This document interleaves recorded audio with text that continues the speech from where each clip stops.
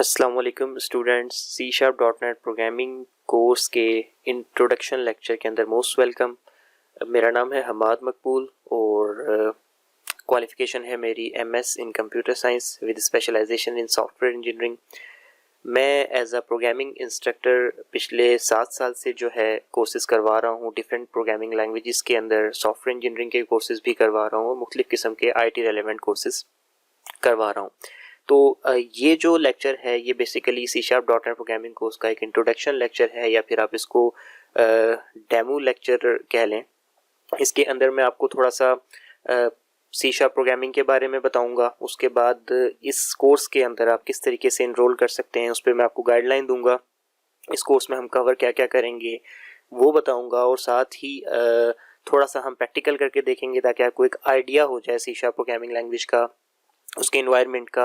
और साथ ही मैं आपको थोड़ा बहुत वो काम भी दिखाऊंगा जो कि आपसे पहले बैच वगैरह करके जा चुके हैं। तो चलें स्टार्ट करते हैं। और थोड़ा सा मैं आपको इस कोर्स के बारे में बताता चलूं कि ये जो कोर्स है हमारा, इसकी ड्यूरेशन जो है वो 2 मंथ्स है। और इस 2 मंथ की ड्यूरेशन के अंदर हफ्ते में हमारी 3 दिन क्लासेस होती हैं, और हर क्लास 1.5 आवर की होती है।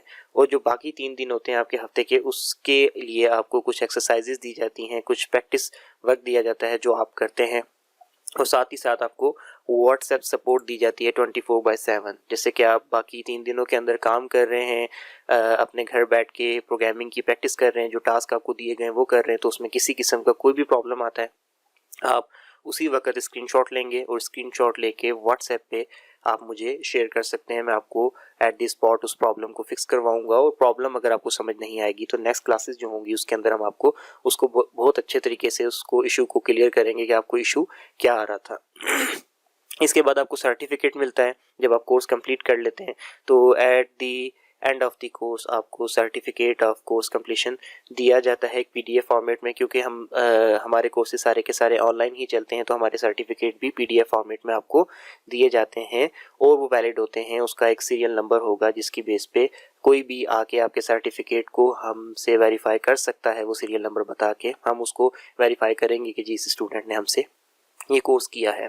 इसके अलावा फ्लेक्सिबल स्केड्यूल की हमारे पास एक सहूलत मौजूद है कि कुछ स्टूडेंट्स ऐसे होते हैं जो अपनी यूनिवर्सिटी के साथ इस कोर्स को मैनेज करना चाहते हैं, या फिर वो कोई और पार्ट टाइम जॉब्स कर रहे होते हैं, तो उनको उसके साथ इस कोर्स को मैनेज करना होता है। तो हम टोटली उनको ये जो है सहूलत देंगे कि वो उनके पास जो अवेलेबल टाइम है और हमारे पास जो अवेलेबल टाइम है उसके अंदर से कोई अच्छी स्लॉट अपने लिए खुद जो है वो फाइनल कर लें कि हम इस टाइम से लेकर इस टाइम तक पढ़ना चाहते हैं, तो हम उनको उस टाइम के अंदर पढ़ाएंगे।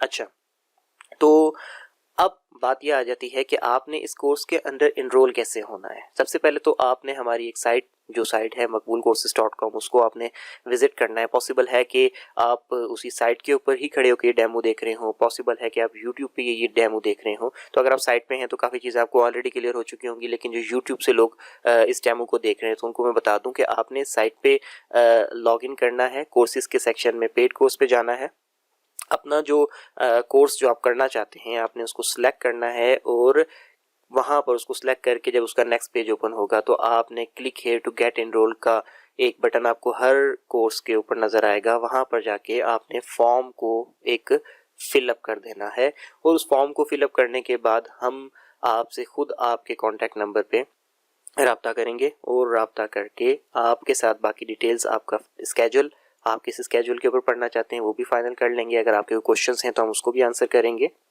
और इसके अलावा अगर आप जो है फ़ीस के बारे में कि किस तरीके से फ़ीस पे करनी है, इस चीज़ को लेके कंफ्यूज है, तो वहाँ पे आप वो भी पूछ सकते हैं। मैं आपको थोड़ा सा इसका आइडिया दे देता हूँ। ये हमारी साइट है जिसके ऊपर आप फर्स्ट ऑफ ऑल maqboolcourses.com लिख कर आएंगे।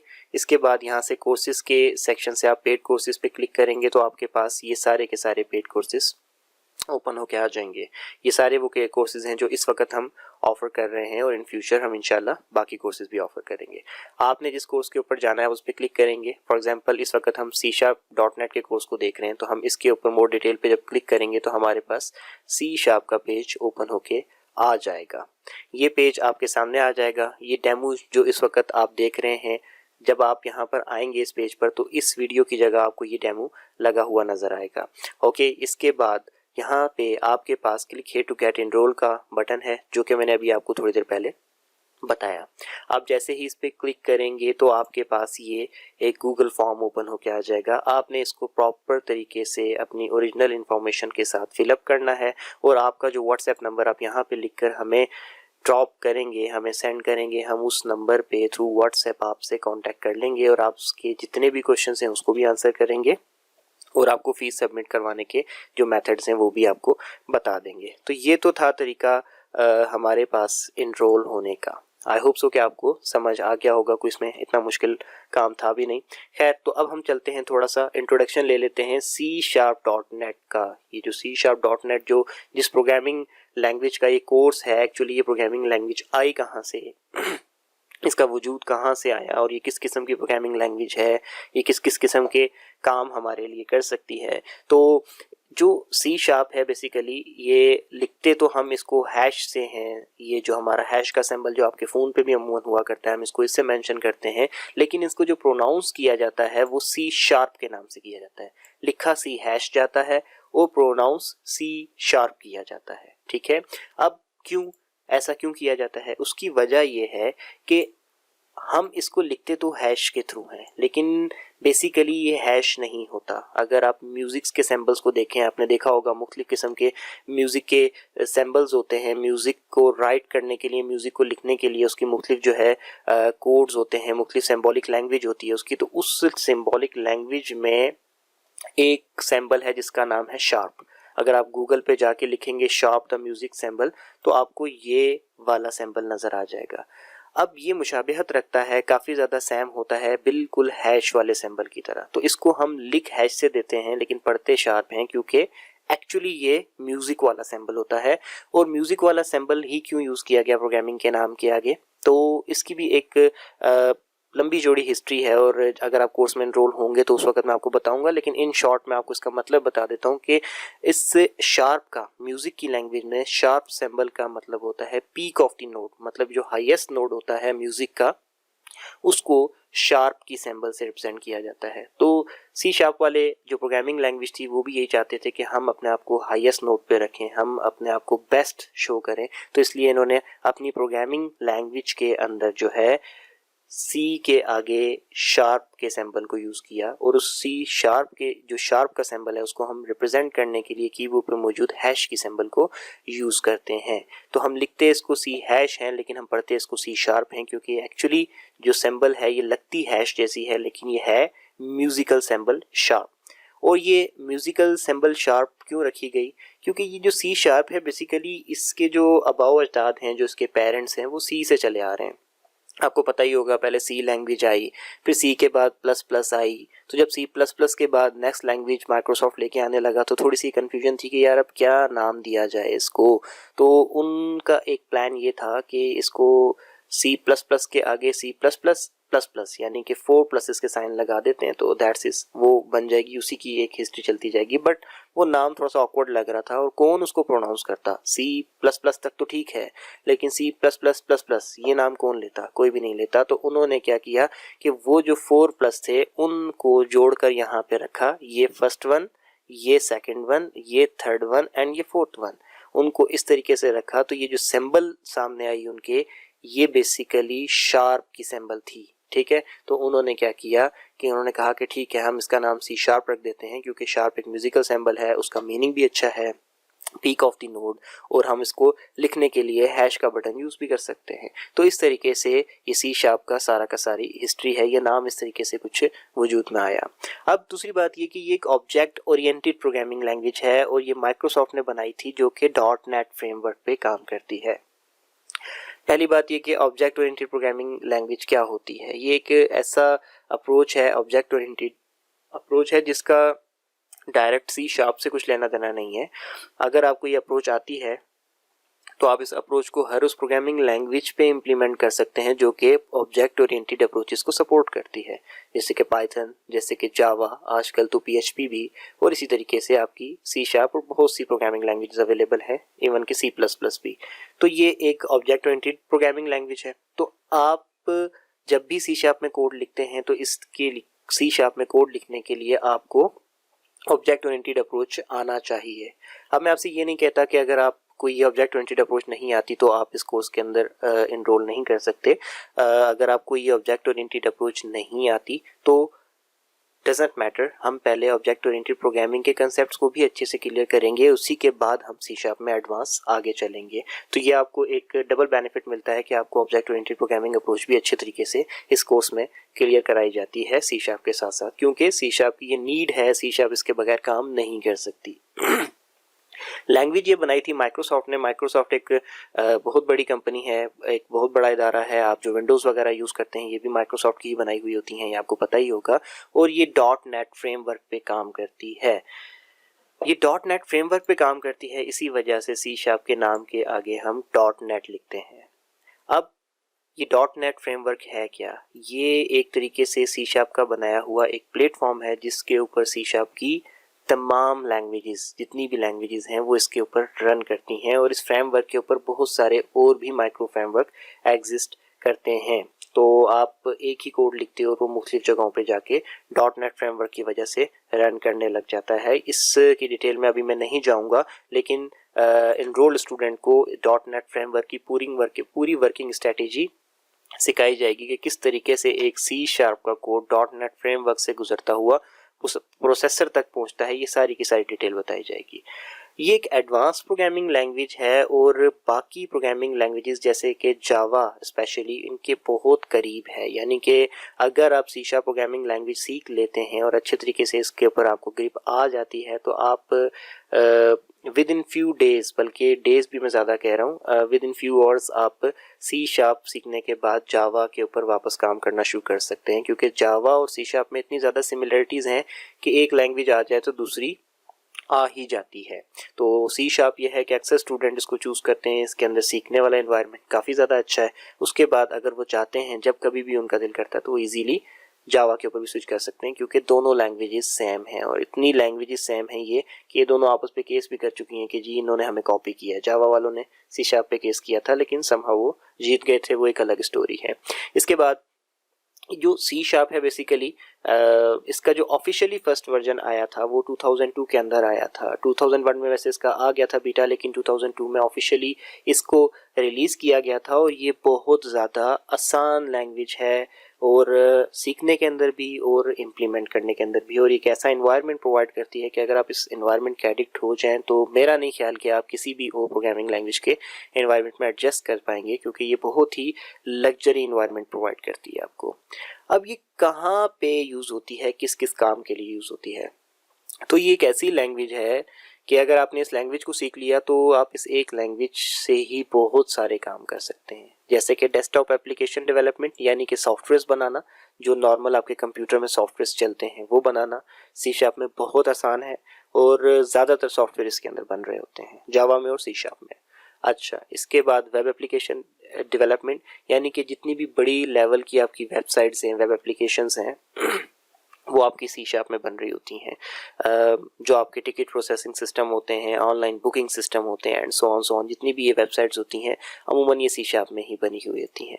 इसके अलावा मोबाइल एप्लीकेशन डेवलपमेंट, ये मोबाइल की एप्स, बहुत सारी एप्स ऐसी हैं जो कि सिर्फ और सिर्फ सी शार्प पे बनती हैं। ऐसा नहीं है कि मोबाइल एप्लीकेशन सिर्फ सी शार्प पे ही बना सकते हैं आप जावा पे भी बना सकते हैं। कॉटलिन जैसे भी ऑप्शन अवेलेबल हैं, फ्लटर और बहुत सारे डिफरेंट प्लेटफॉर्म आ चुके हैं। But still the point is के सी शार्प भी मोबाइल एप्लीकेशंस बनाती है और बहुत अच्छी एप्लीकेशंस बनाती है। और इसका एक बेनिफिट आजकल आपको ये मिल रहा है कि आप एक एप्लीकेशन बनाते हो सी शार्प को यूज़ करते, और वो एंड्रॉयड प्लेटफॉर्म पे भी रन करती है और iOS प्लेटफॉर्म पे भी, यानी कि आईफोन्स के ऊपर भी रन करती है।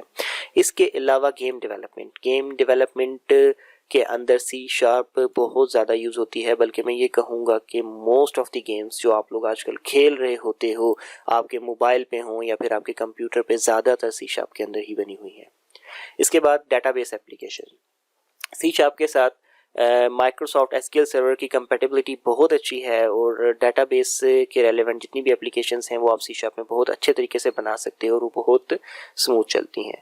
تو ان شارٹ اگر آپ نظر ماریں تو آپ کو یہ اس چیز کا آئیڈیا ہو جائے گا کہ جو سی شارپ لینگویج ہے وہ تقریباً ایک ایسی لینگویج ہے جس کو آپ سیکھ کر بہت ساری چیزیں اسی لینگویج کے اندر رہتے ہوئے کر سکتے ہیں, چاہے وہ سافٹ ویئر ڈیولپمنٹ ہو, چاہے وہ ویب سائٹس بنانا ہو, چاہے وہ موبائل ایپس بنانا ہو یا پھر گیمز بنانا ہو. تو اس لیے یہ ایک بہت اچھا پلیٹ فارم ہے اسپیشلی اسٹوڈنٹس کے لیے کہ وہ یہ سیکھ لیں, اس کے اندر پریکٹس کریں اور ان فیوچر آگے وہ فائنل ایئر پروجیکٹ میں جا کے جو چیز بھی بنانا چاہیں وہ اس کو یوز کر کے بنا سکتے ہیں. اور اس کی سپورٹ بہت زیادہ ہے کیونکہ یہ ایک پروگرامنگ لینگویج پرانی لینگویج ہے, 2002 کے اندر آئی تھی اور ابھی تک یہ ایک اچھی خاصی اپنی سپورٹ کمیونٹی بلڈ کر چکی ہے.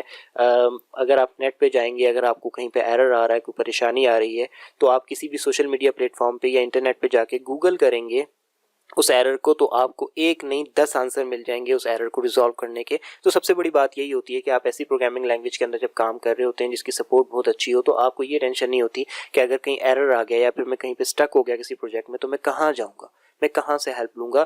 نیٹ پہ C#.net کے لیے بے شمار ہیلپ موجود ہے اور وہ ہیلپ ڈے بائی ڈے زیادہ ہوتی چلی جا رہی ہے. تو اس لیے اس چیز کی پریشانی آپ کو کرنے کی بالکل بھی ضرورت نہیں ہے. تو ابھی ہم چھوٹا سا چلے پریکٹیکل کر کے دیکھ لیتے ہیں. اب میں یہاں پر اس کا ایک یہ آپ کے سامنے کھولتا ہوں. یہ انوائرمنٹ ہے, اس کو ویژول اسٹوڈیو کہتے ہیں. یہ میں نے آلریڈی اوپن کر کے رکھا ہوا تھا. یہاں سے جا کر ہم نیو پروجیکٹ پہ جاتے ہیں. تو نیو پروجیکٹ پہ جا کر آپ ایزیلی یہاں پر دیکھیں آپ کے پاس سارے آپشن ہیں کہ آپ نے ویب اپلیکیشن بنانی ہے, آپ نے کس قسم کی اپلیکیشن بنانی ہے, آپ نے آفس کی جو اپلیکیشن MS آفس ہوتا ہے اس کے ریلیونٹ آپ نے کوئی پلگنز کوڈ کرنے ہیں. مینز یہ کہ کوئی فیچر یا کوئی فنکشنالٹی آپ MS آفس کی ورڈ یا کسی اور اپلیکیشن لائک ایکسل وغیرہ میں ایڈ کرنا چاہتے ہیں خود سے بنا کر, تو آپ وہ بھی کر سکتے ہیں. اس کے علاوہ یہاں پر آپ کو بہت سارے آپشن مل جاتے ہیں. اگر آپ یہاں پر دیکھیں تو کتنی قسم کی فون کی اپلیکیشنز بنانے کے آپشن, آؤٹ لک کے ریلیونٹ کوئی ایڈنز بنانے کے آپشنز, بے شمار آپشن ہیں. تو ہم یہاں پر ایک ونڈو فارم اپلیکیشن کے اوپر کلک کرتے ہیں. تو ایک اپلیکیشن ہم ڈیمو کے نام سے یا پھر ڈمی کے نام سے جنریٹ کر لیتے ہیں یہاں پر, تاکہ آپ اچھے طریقے سے لرن کر سکیں. تو میں اس کو ڈمی پہ کلک کر کے اوکے کرتا ہوں. تو یہاں پر اب ہمارے لیے یہ ایک نیا پروجیکٹ کریٹ ہو جائے گا جس کے اندر ہم کام کریں گے.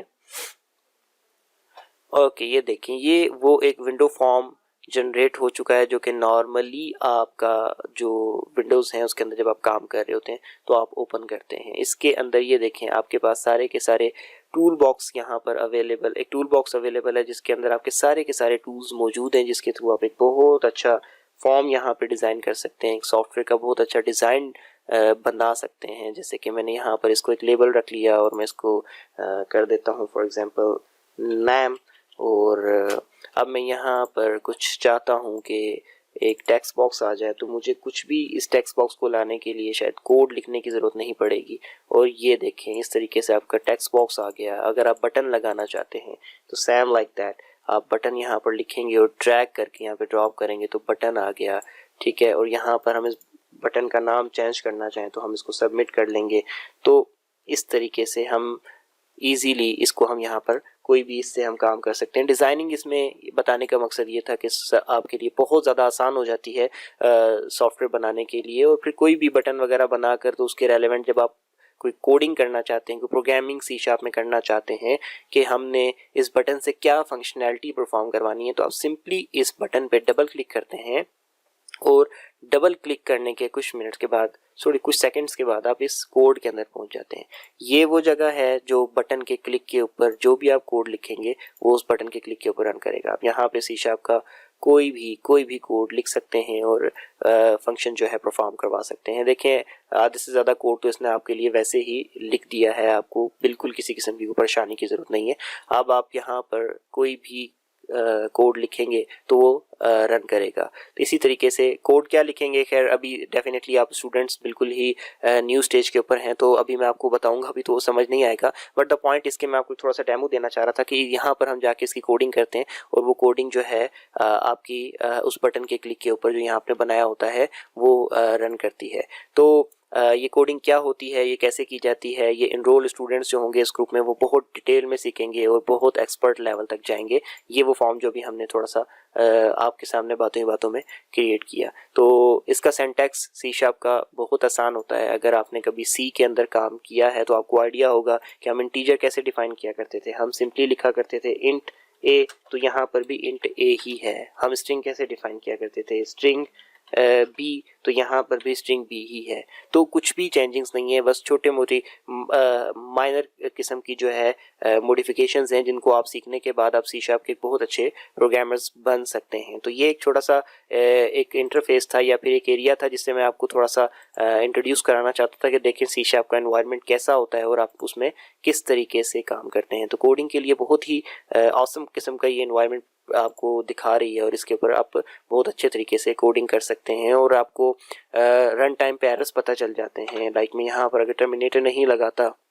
तो यहीं पे रन करने से पहले मुझे एरर पता चल गया और वो बता रहा है कि टर्मिनेटर एक्सपेक्टेड है। तो आपके लिए इसके अंदर एरर्स को भी कैच करना कोई मुश्किल नहीं होता। ये बहुत अच्छी प्रोग्रामिंग लैंग्वेज है। अच्छा, ये तो आपको थोड़ा सा मैंने जस्ट इंट्रोडक्शन देना था कि इसका एनवायरनमेंट किस तरीके का होता है। तो अब थोड़ा सा मैं आपको बता दूं कि इसके अंदर हम क्या क्या कवर करने वाले हैं। तो सबसे पहली बात ये कि हम C#.NET डेफिनेटली वो तो कवर करेंगे ही। इसके अलावा ऑब्जेक्ट ओरिएंटेड प्रोग्रामिंग के सारे कंसेप्ट हम इसके अंदर कवर करेंगे। ऑब्जेक्ट ओरिएंटेड प्रोग्रामिंग के यूजुअली पूरे के पूरे यूनिवर्सिटी में अलग कोर्सेज ऑफर किए जाते हैं, लेकिन क्योंकि सी शार्प का कोर्स आप करने जा रहे हैं और सी शार्प ऐसी प्रोग्रामिंग लैंग्वेज है कि ये ऑब्जेक्ट ओरिएंटेड अप्रोचेस के बगैर काम नहीं करती है, तो इसलिए हम इनको भी इसके अंदर कवर करेंगे। ये आपके लिए एक प्लस पॉइंट है। और इसके बाद MS SQL सर्वर एक डेटाबेस टूल है जो आपको स्क्रीन पे इस वक्त नज़र आ रहा होगा। ये एक पूरा का पूरा डेटाबेस मैनेजमेंट टूल है। हम इसको बड़े अच्छे तरीके से डिटेल में स्टडी करेंगे और इसमें भी डेटाबेसेस बनाकर अपने सी शार्प के सॉफ्टवेयर के साथ लिंक करेंगे कि कैसे हम सॉफ्टवेयर पे से डेटाबेस में भेज सकते हैं, कैसे हम डेटाबेस से डाटा वापस सॉफ्टवेयर में ला सकते हैं, कैसे अपडेट कर सकते हैं, कैसे डिलीट कर सकते हैं एंड एवरीथिंग। इसके अलावा हम क्या करेंगे कि हम एक कंप्लीट डेस्कटॉप एप्लीकेशन, एक कंप्लीट सॉफ्टवेयर बनाएंगे इस कोर्स के अंदर ताकि हम प्रोफेशनल लेवल का काम सीख भी सकें। हमारे प्रीवियस स्टूडेंट जो कि जा चुके हैं वो जब भी एक कोई बैच जाता है, चाहे उसमें एक स्टूडेंट हो, 2 हो या 3 हो, वो सब स्टूडेंट जो है उसको कोई ना कोई एक सॉफ्टवेयर बनाते हैं। जो अभी हमारा लास्ट सारों का तो दिखाना इस वक्त पॉसिबल नहीं है काम, लेकिन जो लास्ट स्टूडेंट का बैच गया था उनका मैं थोड़ा सा आपको काम दिखा देता हूँ। उन्होंने ऐसे ही एक ATM सिम्युलेटर बनाया था जो कि आपकी रियल ATM मशीन होती है वो किस तरीके से काम करती है उसको उन्होंने रेप्लिकेट किया था एक सॉफ्टवेयर के अंदर। तो मैं आपको उसको रन करके दिखाता हूँ। ये इनका लॉगिन फॉर्म आ गया, क्योंकि मुझे ID पासवर्ड याद नहीं है तो खैर मैं यहाँ से लगा लेता हूँ। अकाउंट नंबर मैं यहाँ से कॉपी करता हूँ एंड यहाँ पे पेस्ट करता हूँ और इसके बाद पिन जो कि आप ATM में यूजुअली दिया करते हैं तो वो पिन हम यहाँ लगाते हैं। अकाउंट नंबर हम इसलिए लिख रहे हैं क्योंकि डेफिनेटली ये रियल ATM नहीं थी तो हम इसके अंदर जो है कार्ड तो लगा नहीं सकते थे, तो हमने अकाउंट नंबर का सहारा ले लिया क्योंकि कार्ड भी आपका जब ATM में जाता है तो वो नंबर ही स्कैन करता है। तो ये एक सॉफ्टवेयर है, ये लॉगिन हो गया। बैलेंस इंक्वायरी पे अगर कोई जाता है तो ये देख सकता है कि जी हमारे अकाउंट में कितना बैलेंस मौजूद है। फास्ट कैश के ऑप्शन पे जाता है तो यहाँ पे हमने ये ऑप्शन बनाया था कि वो ईजीली कैश को जो है विड्रॉ कर सकता है, वो जितना भी करना चाहे। ऐसी ही स्क्रीन अगर आपको आइडिया हो तो ATM के ऊपर भी आ रही होती है। इसी तरीके से मिनी स्टेटमेंट पे अगर कोई जाता है तो उसके सामने उसको अकाउंट टाइटल और उसका अकाउंट बैलेंस और जितनी भी उसने ट्रांजैक्शंस की हैं उनकी रिपोर्ट आ जाती है विद डेट और depositor name and so on. तो इसी तरीके से आपका डोनेशन का ऑप्शन भी है कि आप किसको डोनेट करना चाहते हैं। तो बहुत सारे ऑप्शन हैं इसके अंदर जो कि स्टूडेंट्स ने खुद इसके अंदर डाले लर्न करने के बाद। इसी प्रोजेक्ट के अंदर इसी कोर्स के अंदर रहते हुए इस कोर्स के अंदर उन्होंने साथ साथ चीज़ें सीखी सी शार्प को और सीख कर फिर इम्प्लीमेंट करके ये सॉफ्टवेयर बनाया। तो ये जस्ट आपको एक एग्जांपल देना चाहता हूँ कि इस लेवल के सॉफ्टवेयर वो स्टूडेंट्स बना रहे हैं, बल्कि इस कोर्स के अंदर रहते हुए ही बनाते हैं जब वो ये कोर्स कर रहे होते हैं। तो आई होप सो कि आपको आइडिया हो गया होगा। तो इसके बाद हम क्लासेस कैसे कंडक्ट कर सकते हैं। अगर आप इस कोर्स में एनरोल होते हैं तो हमारे पास 3 ऑप्शन होते हैं। गूगल का मीट भी है, स्काइप भी है, जूम भी है। मोस्टली स्टूडेंट जूम को प्रेफर करते हैं। हम आपके ऊपर छोड़ेंगे कि आप जिस चीज़ को भी प्रेफर करेंगे हम उसके ऊपर क्लासेस को कंडक्ट कर लेंगे जिस पे आप आसान समझेंगे। और हर क्लास के बाद आपको उस क्लास की रिकॉर्डिंग यानी कि रिकॉर्डेड लेक्चर भी वो आपको मिल जाएगा, ताकि अगर आपको कोई चीज़ कंफ्यूज कर रही है या आप कुछ भूल रहे हैं یا ان فیوچر آپ کو دوبارہ کچھ اپنے کنسیپٹ رینیو کرنے کی ضرورت پڑتی ہے تو یہ جو کورس آپ نے کیا ہے آپ اس کے کسی بھی لیکچر کو اٹھا کے دوبارہ سن سکتے ہیں اور اپنے کنسیپٹ کو رینیو کر سکتے ہیں. تو آئی ہوپ سو کہ یہ انٹروڈکشن لیکچر یا پھر ڈیمو لیکچر آپ کو اچھا لگا ہوگا. میرا نام ہے حماد مقبول اور مجھے بہت اچھا لگے گا آپ کو یہ کورس کراتے ہوئے. اگر آپ یہ کورس کو انرول کرتے ہیں تو دوبارہ ملتے ہیں کورس میں انرول ہونے کے بعد. تب تک کے لیے اللہ حافظ.